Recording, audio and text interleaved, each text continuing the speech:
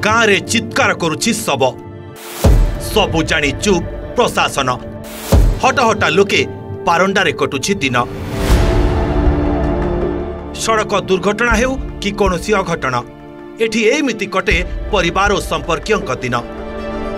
निज लोकर मृतदेह पई अपेक्षा करिबाकू पड़े 24 रु 48 घंटा। ए दृश्य हेउछि पाल्लहड़ा उपखंड रे थिबा शव व्यवच्छेद गृहर यारी उपरे निर्भर करती 70 रु अधिक पंचायतवासी एठी लोकंक सुविधा पई अधिक शव व्यवच्छेद गृह की डाक्तरंक सुविधा नथिबारु लोकमाने नाही नथिबा हैरान र शिकार हेउचंती। कोनोसी दुर्घटना किंबा अकाल रे कहार मृत्यु हेले शव व्यवच्छेद पई गोटे रु 2 दिन लोकंकु अपेक्षा करिबाकू पडुछि। प्रति मुहूर्त दुर्घटना घटना जहाँ घटना घटा होता तापरे विभिन्न गाँ गहली रे जोड़े थानार विभिन्न केस अच्छी से माने आम ये अंचल हूँ गोटे गरीब अंचल तेणु लोक बेल विकल होगी आसती जे पोस्टमार्टम केमी जल्दी हेल्ले घर को फेरीजी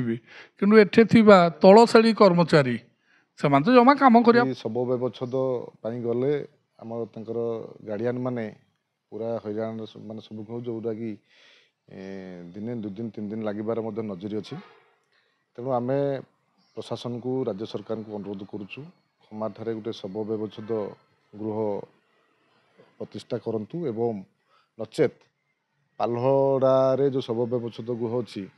अधिक संख्यक कर्मचारी गोटे शव व्यवच्छेद गृह उपरे निर्भर करुछंती 5 लाख रु अधिक लोक डाक्तर मानक उपरे कामर अधिक चाप हेउ कि कर्म रे अवहेला